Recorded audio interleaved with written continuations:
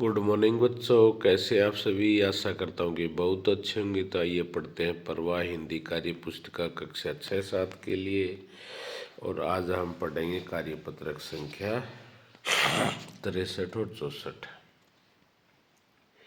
तो दक्षता गद्यांश पद्यांश को पढ़कर समझ के साथ उत्तर दे पाना। नीचे दिए गए गद्यांश को पढ़कर पूछे गए प्रश्नों के उत्तर लिखिए। गर्मी का मौसम है। मीना के गांव में बहुत कड़ी धूप है। धूप के कारण दिन भर प्यास लगती है। मोहन बार बार पानी मांगता है। इससे मीना और सीमा तंग आ गई हैं। पर क्या करें, मोहन का हाथ पानी की मटकी तक नहीं पहुंच पाता है। गर्मी का ये मौसम आम और तरबूज का भी है। भोर होते ही मीना और सीमा पेड़ के नीचे आम ढूंढने निकल जाती हैं। रात में अगर तेज हवा चलती है हो तो दोनों और भी खुश नजर आती हैं। नमक और मिर्च लगाकर हरे आम खाना मीना को बहुत पसंद है। तो ये था गद्यांश बच्चों। अब पूछे गए प्रश्नों को समझ के साथ हल करना है। तो साल में 4 तरह के मौसम आते हैं। यहाँ गर्मी के मौसम की बात की गई है। शेष 3 मौसमों के नाम लिखिए। सर्दी, बरसात और बसंत। रात में तेज हवा चलने से मीना और सीमा खुश क्यों होती है, लिखिए।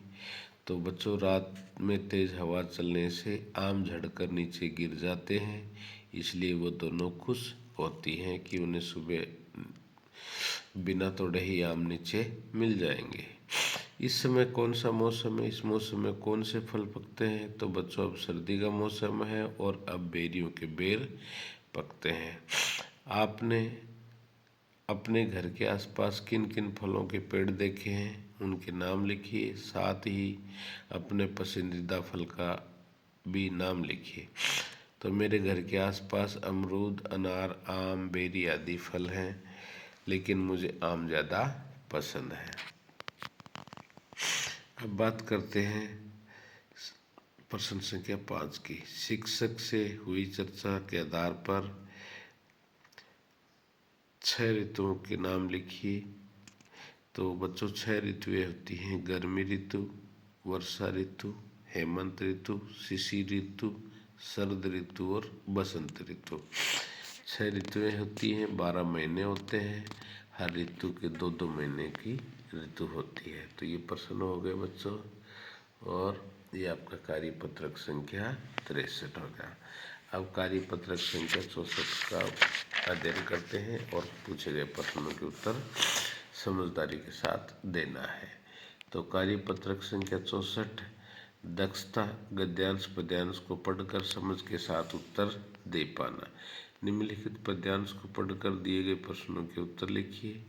अम्मा चलकर देखो, मैंने क्या कमाल दिखाया है। पौधा जो रोपा था उस दिन फूल उस पर आया है। उस दिन की ही मेहनत से अब फूल खिला कितना प्यारा। जिस दिन ढेरों फूल खिलेंगे महक उठेगा घर सारा। तो ये बच्चों एक पद्यांश था, कविता की लिया गया पद्यांश है। तो इससे जो प्रश्न पूछे गए हैं उनका समझदारी के साथ उत्तर देना है। तो देखिए प्रश्न क्या पूछा गया है। उपयुक्त कविता का शीर्षक हो सकता है। तो इसका शीर्षक होगा मेहनत के फूल। कविता में से विशेषण शब्द ढूंढ कर लिखिए। तो बच्चों, विशेषण वो होते हैं जो संज्ञा और सर्वनाम की विशेषता बतलाते हैं। तो जैसे कमाल, महक, फूल खिला, उस दिन, ये क्या है, विशेषण शब्द है। बच्चे की मेहनत से फूल खिला है। आप मेहनत से क्या क्या प्राप्त कर सकते हैं?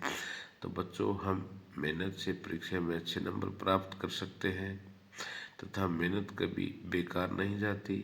जो भी काम करें उसमें सफल हो सकते हैं। अब प्रश्न संख्या 4 को पढ़ते हैं। पौधा हम लगाते हैं, उसे पाल पोस कर बड़ा करने के लिए हमें क्या क्या करना चाहिए? पौधे में खाद और पानी समय पर देना चाहिए तथा जानवरों से और मौसम की मार से हमें पौधे को बचाना चाहिए। इस पद्यांश में से तुकबंदी वाले शब्द छांटकर लिखिए। दिखाया है, आया है, कितना प्यारा, घर सारा, ये तुकबंदी वाले शब्द है। तुकबंदी क्या होता है? जो आखिर में आखिरी वर्ण जो आपस में मिलते हैं और एक जैसी ध्वनि करते हैं उसे तुकबंदी कहते हैं। कविता के अनुसार ढेरों फूल कब खिलेंगे? जब पौधा बड़ा होगा तब ढेरों फूल खिलेंगे।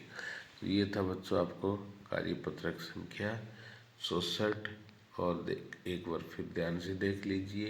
इसी प्रकार आपने प्रश्नों के उत्तर देना है। धन्यवाद।